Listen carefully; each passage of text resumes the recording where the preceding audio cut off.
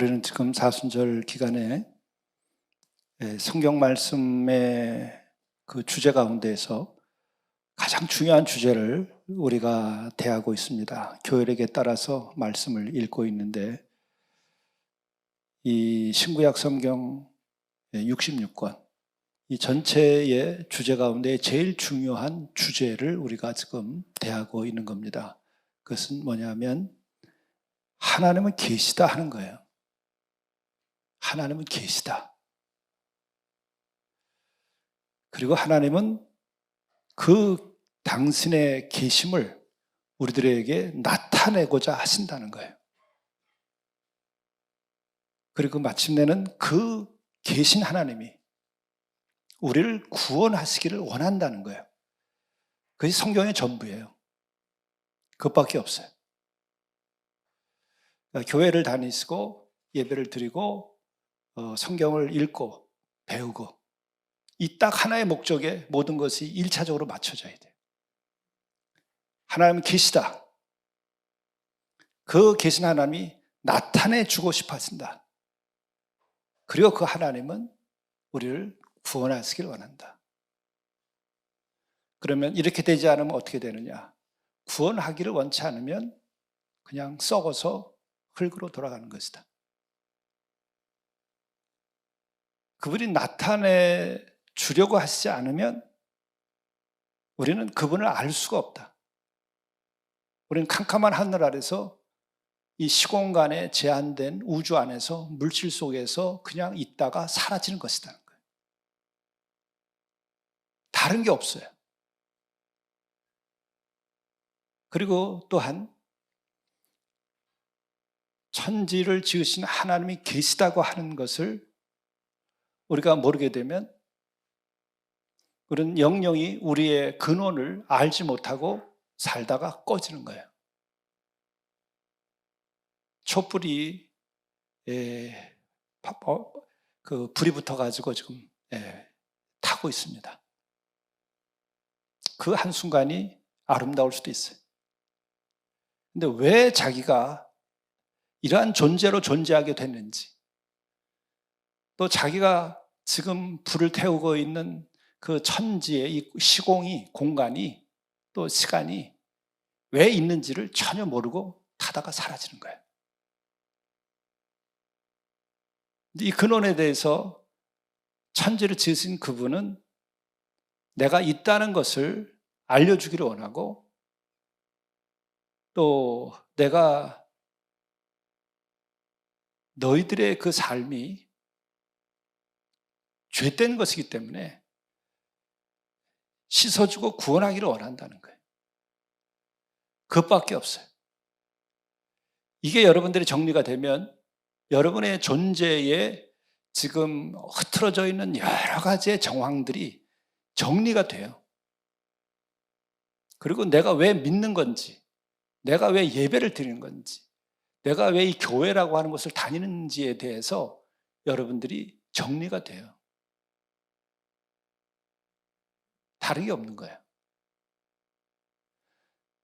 근데 그렇게 하나님께서 내가 존재하고 있다는 것과 너희들에게 나타내 주기를 원한다고 하는 대표적인 본문이 지금 오늘 본문이에요.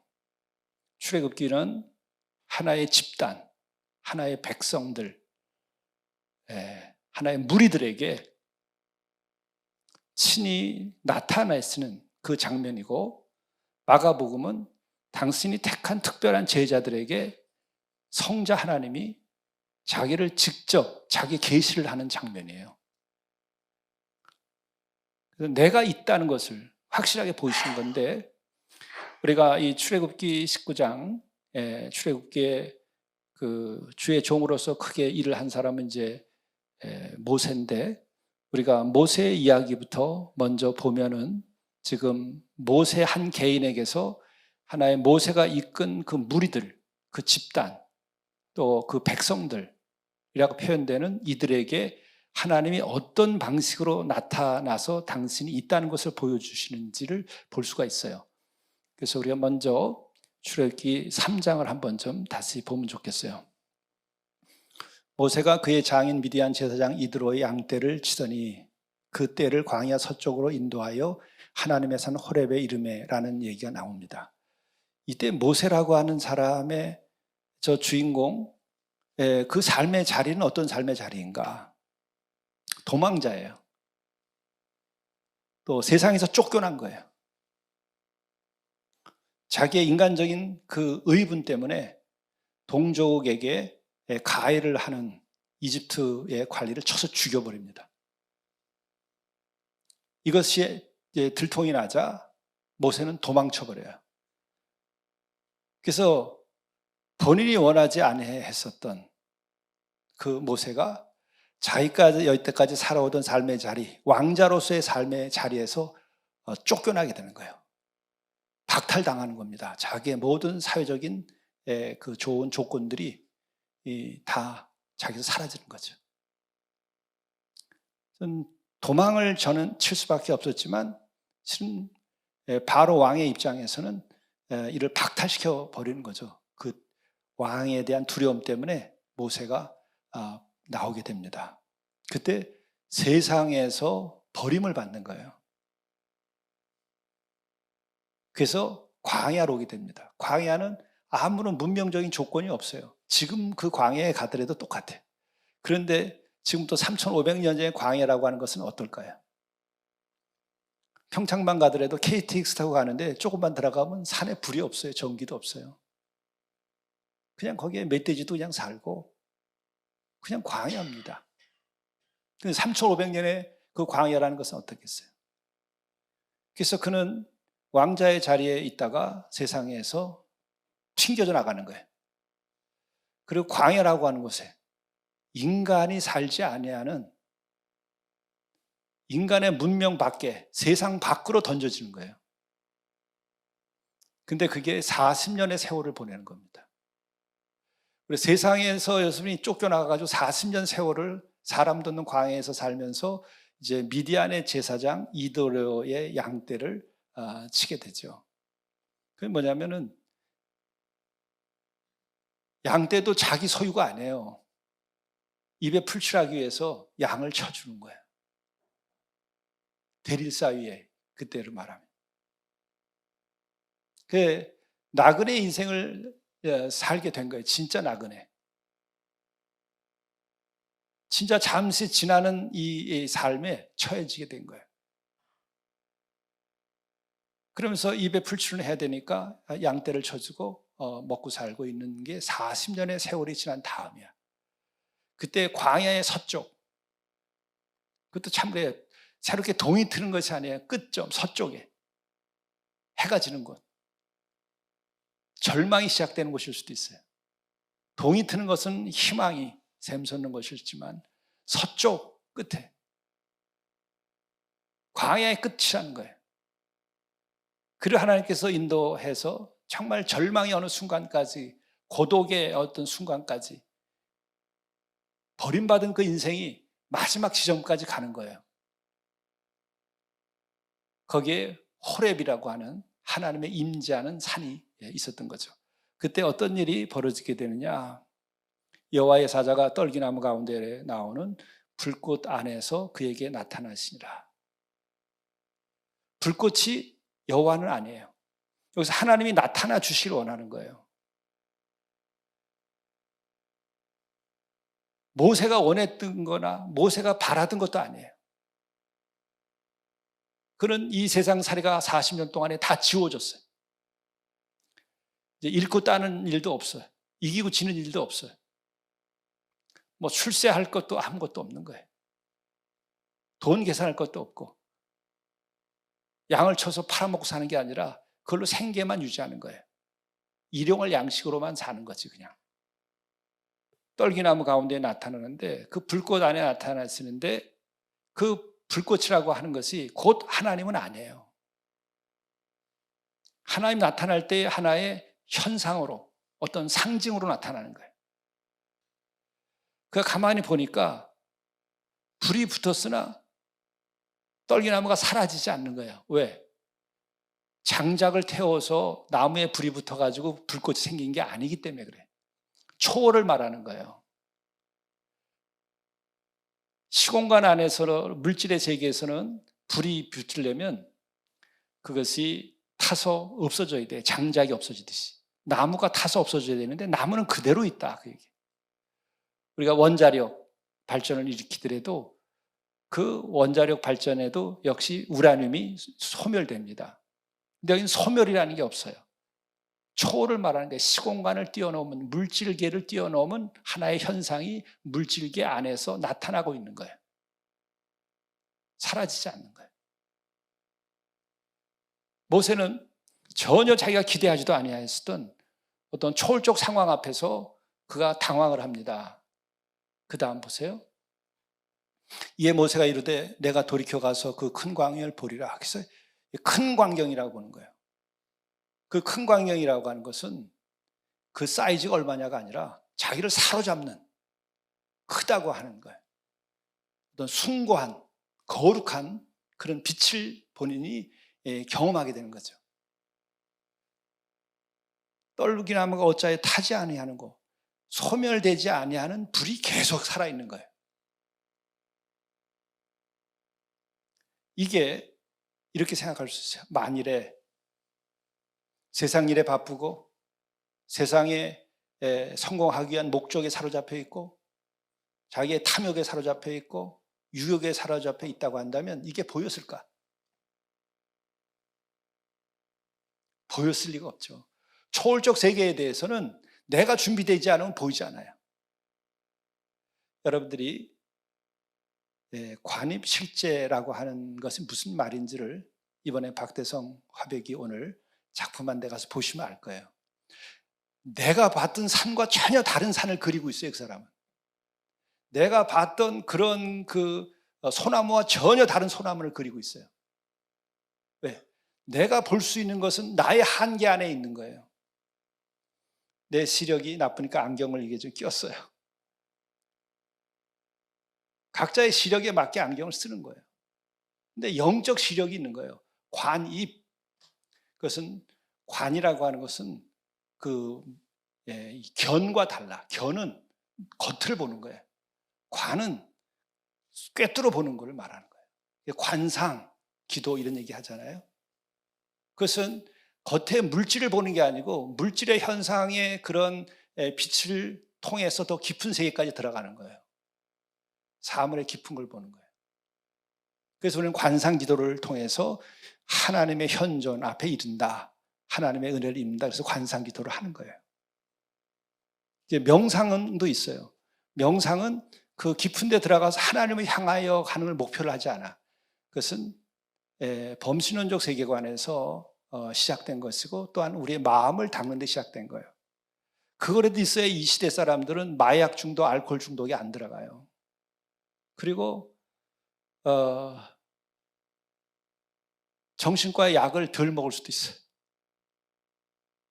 시대가 이렇게 돼버린 거예요. 안타깝죠. 근데 우리가 그런 세상에 시달리고 있으면서는 이게 관상이 안 돼요. 사물의 실체가 보이지 않고 그게 값으로 다 바뀌어버리고 시기 질투의 대상이 돼버려요.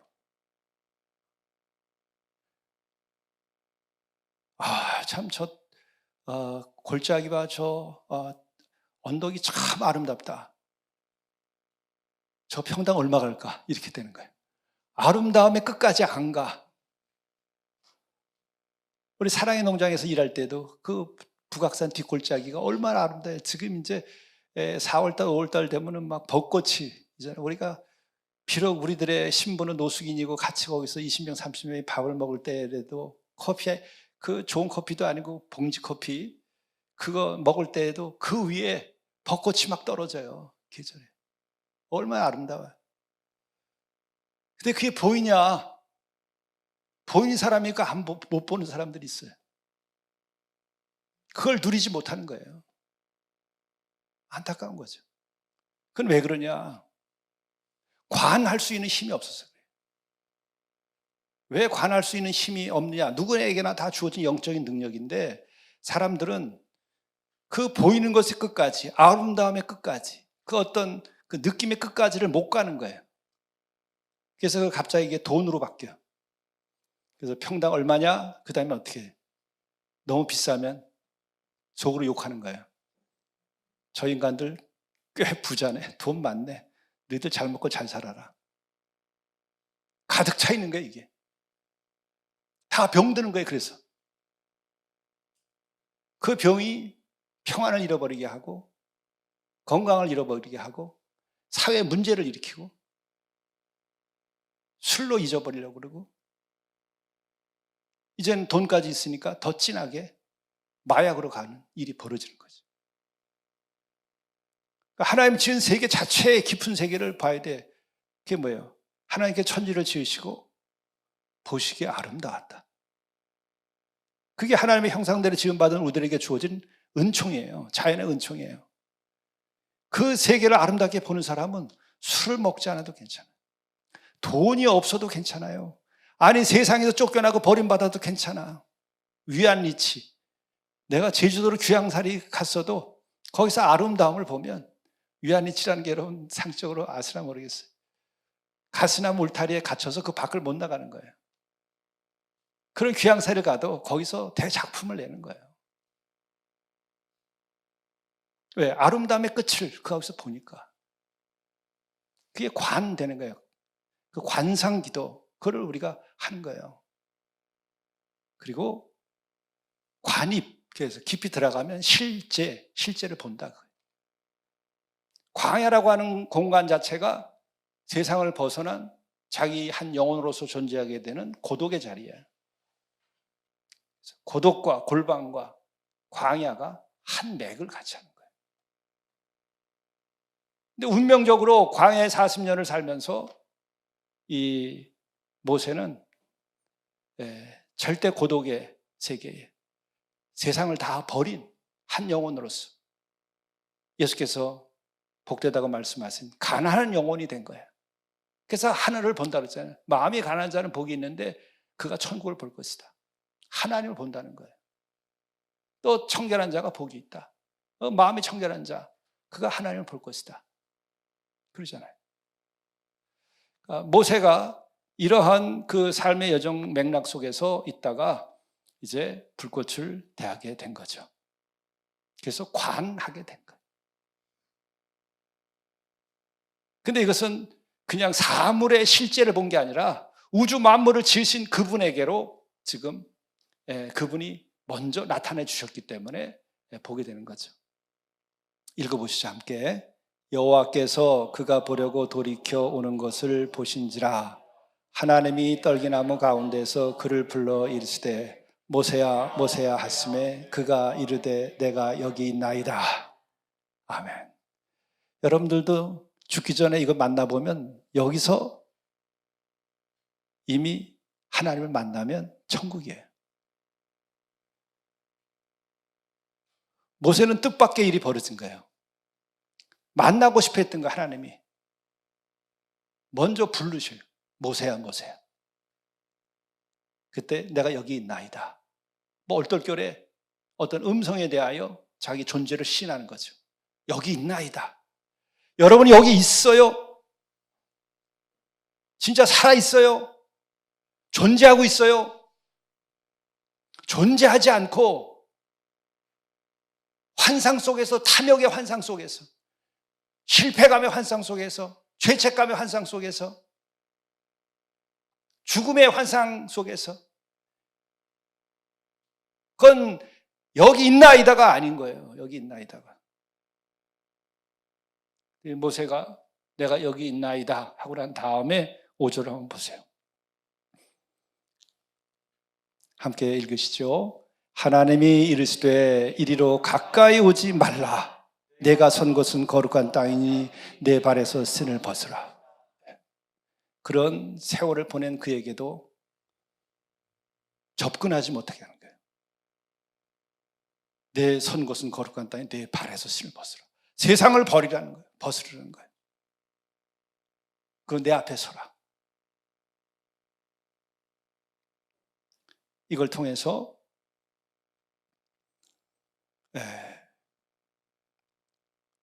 모세가 이제 하나님 앞에 바로 서게 되죠. 두려움 가운데. 여기서 경외라고 하는 말이 나오는 거예요. 경외심. 저절로 내가 어떤 그 거룩한 감동 때문에 내 발에서 신을 벗는 거야. 세상을 벗는 거야. 내가 가지고 있었던 모든 계획들을 버려버리는 거예요. 나의 탐욕과 모든 것들이 그렇게 대단한 건 줄 알았는데 버리는 거예요. 벗어내는 거예요.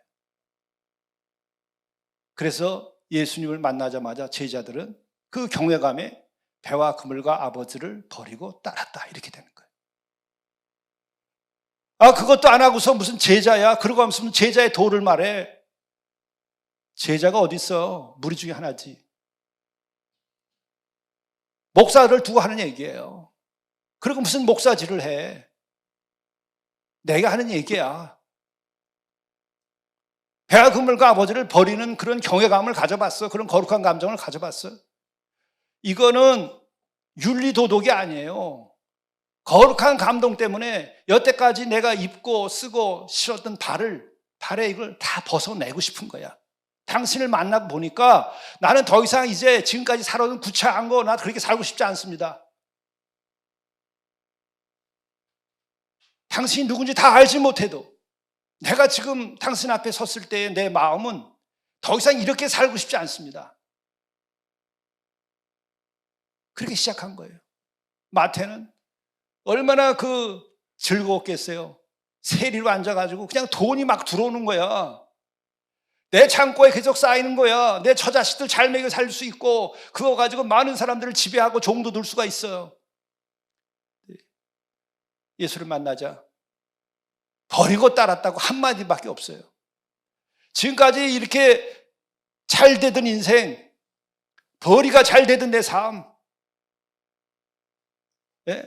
나를 욕해도 뒤에 내 앞에서는 다 머리 숙이고 내 돈으로 종들을 부리고 살고 하는 거 버리고 떠났더라.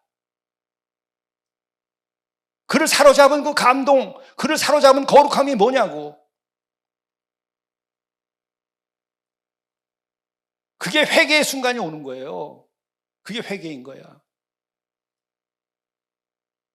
우리 인생에 한번 그런 벼락을 맞는 날이 와야지. 그렇게 하늘이 열리는 날이 와야지. 오늘 본문으로 가면은 이게 이제 현실이에요. 오늘 우리의 모습이에요. 이거는 한 인간이 40년의 그 광야의 세월을 지낸 다음에 모세에게 나타났고, 모세에게 하나님이 나타나 주실 때 일어나는 것이고, 이제는 모세라고 하는 한 인물이 아니라 이 종살이하고 노예살이하고 노예 근성에 사로잡혔고 그냥 생존만을 위해서 살고 고깃가마니 옆에 떨어져 있는 그 고깃가마니에 아주 늘 그게 그리워하는 이 광야에서도 이 백성들에게 하나님께서 나타났을 때 어떻게 하느냐. 빽빽한 구름 가운데에서 내게 임함은 내가 너와 말하는 것을 백성들이 듣게 하며 또한 너를 영영히 믿게 하려 함이라. 주님이 만나고 싶어 하시는 거예요. 하나님이 만나고 싶어 하는 건 누구예요? 무리들, 백성들 전체에게 직접 만나고 싶어 하는 거예요. 근데 이게 준비가 안 된 백성들이잖아요. 그러니까는 그때 세운 것이 바로 모세라고 하는 하나님이 이 출애굽기 3장에서 만난 그 하나님 만나준 모세. 그 모세를 들어서 이 무리들을 하나님의 뜻을 알게 하고 하나님을 만나게 해주려고 하는 거예요. 예수께서는 12제자를 세워가지고 많은 사람들에게 그 하나님을 만나게 해주려고 하는 거예요. 근데 빽빽한 구름 가운데 임한다고 했죠. 그 빽빽한 구름은 인간이 하나님이 나타나 주시더라도 같은 시공간 안에 나타나 주시더라도 빽빽한 구름 속에서 있는 거예요. 그 시공간을 뛰어넘을 수가 없는 거예요. 그분의 절대하신 세계와 피조물의 이 시공간 안에 있는 것과의 그 뛰어넘을 수 없는 갭이 있는 거예요. 어쩔 수가 없어요. 개는 개고 아무리 우리가 사랑해도 개는 개야. DNA가 다르고 사람은 사람이에요. 개를 무시하는 게 아니라 실제가 그런 거예요. 그러니까 피조물인 개와 우리도 그럴 판인데 피조물인 우리 인간과 하나님의 그 갭이라고 하는 것은 뛰어넘을 수 없는 거예요. 이것을 뛰어넘을 수 있는 방식을 택한 게 성자 하나님으로 사람의 몸을 입고 친히 와주신 거예요. 그게 은총이에요. 그래서 인카네이션 자체가, 성육신 자체가 어마어마한 하나님의 은총이에요, 그게. 예, 구약에서는 이제 그 빽빽한 구름 가운데서 임하시는데 뭐냐? 내가 너와 말한 것을 백성들이 듣게 하고, 그 중에서 나중에 십계명이 주어지죠. 백성에게 모세를 통해서 알리게 해주고, 또 하나는 이 재밌어요. 너를 영영히 믿게 하려 함이니라. 누군가가 중보적 역할을 한 자가 있어야 돼요. 네, 모세라고 하는 인물을 믿도록 하기 위해서. 기름 부음 받은 것은 그래서 하는 거예요. 그래서 그 역할을 잘해야 돼요. 그 역할을 잘하면 더 큰 벌을 받는다는 거예요. 제사장이나 목사나 이런 이들은 더 일을 잘해야 돼. 스승은 더 일을 잘해야 돼. 차라리 연자맷돌을 메고 깊은 바다에 죽는 게 낫다. 그 역할을 하는데 권위를 세워주는 거예요.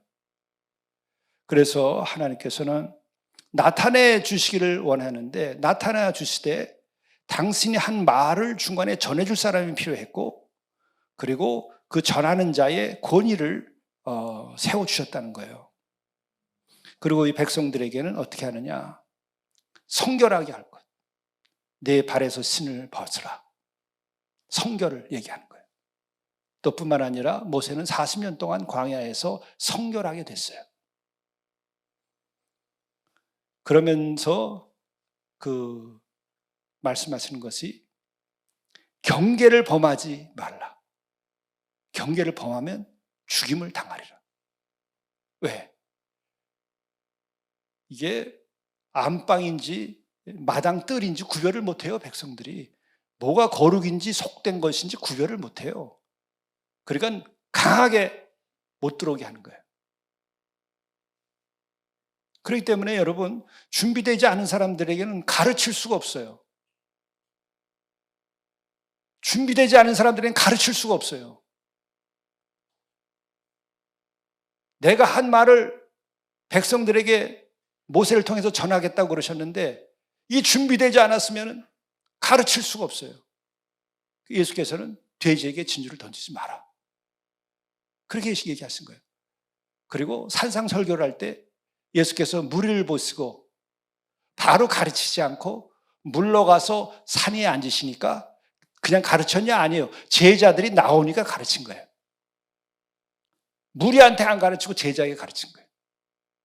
그래서 물러가서 멀리 가 있으니까 거기까지 나온 사람에게 가르친 거예요. 예배당에 나와야 돼요. 예배당에 나오지 않고서 어디서 그냥 얘기만 해라 듣겠다, 그런 자세가 부족한 거예요. 뭐 육신이 아파서 못 일어나는 사람이 어쩔 수 없지만, 또 때로는 저 깊은 그 산 골짜기에 있는 기도원이라든지 공동체라든지, 우리 공동체도 그래서 세속화되면 안 돼요. 함부로 막 개발해서도 안 돼요. 뭐 편리한 거 그냥 막 갖다 써도 안 되는 거예요. 그래서 거기에서는 이런 그 경계가 있어야 돼요. 경계를 범하지 않는 것이 있어야 되는 거예요.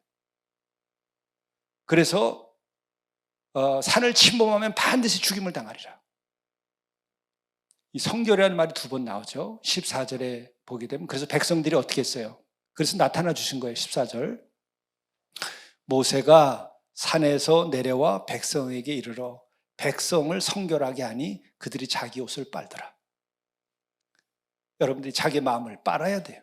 세상을 씻어내야 돼요. 그래야 하나님을 만나요. 만나 주시려는 하나님을 만나야 돼요. 만나 주시려 하지만 준비가 돼야 만나는 거예요. 그걸 거룩한 두려움을 가지라는 거예요. 그거를 위해서 성결하라는 거예요. 깨끗게 하고 만나라는 거예요. 지금까지 어떻게 살아왔든지. 그럼 만나 주겠다는 거예요. 그 때문에 제가 이런 성결을 위하여서 하는 게 뭐냐? 고독이 필요한 거예요. 세상을 끊는 거. 금식이 필요한 거예요. 끊는 거. 금식하지 않고 고독하지 않은데도 내가 성결을 하고 괜찮아요. 그러면 안 해도 돼요. 그러나 내가 진정으로 내 영혼이 성결해지는데 그래서 하나님을 볼 수 있는 시력이 생기고 그렇다고 하면 고독이고 다 필요 없어요. 그러나 그게 안 되면 고독한 세계로 가서 모든 관계를 끊고 지배, 비지배의 관계, 탐욕과 음욕과 모든 관계를 다 끊고 그래서 그걸 더 하다가 강화시키기 위해서 하는 게 뭐냐면 금식이라는 거예요. 고독한 가운데서 금식을 해야 끊어지는 거예요. 그 죄의 기억과 죄의 그 뿌리라는 게 질기고 질겨요. 그리고 마지막에 뭐예요? 침묵하라는 거예요. 그래서 오늘 출애굽기는 이렇게 준비되지 않은 백성들에게 이제 당신의 말씀과 당신의 살아계심과 만나주려고 하는 마음을 드러내려고 하니까 준비가 안 됐으니까 성결하게 옷을 빨아입히고 그리고 경계를 넘었으면 죽임을 당하리라고 얘기해라. 선을 긋은 거예요. 이게 거룩한 두려움이야. 이 거룩한 두려움에 관한 것은 신약의 말씀, 예수님의 다음 주에 예수님의 그 변모에 대한 얘기를 드리면서 마저 얘기를 드리겠습니다. 기도하시겠습니다. 주님, 빽빽한 구름 가운데에서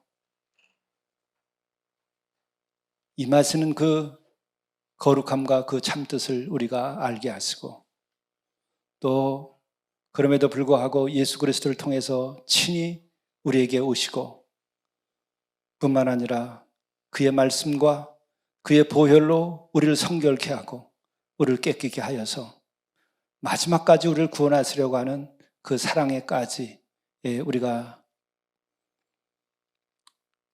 깨달아 알므로써 더욱 주님을 사랑하며 살게 하시고 하나님 앞에서 더욱 거룩한 두려움으로 살게 하시고 이로써 성결한 한 영혼으로서 성결한 백성으로서 진리로 자유케 된 영혼으로서 우리의 생을 가장 아름답고 존귀하게 살아갈 수 있도록 인도하여 주옵소서. 우리 구주 예수 그리스도의 이름으로 간절히 기도드리옵나이다. 아멘.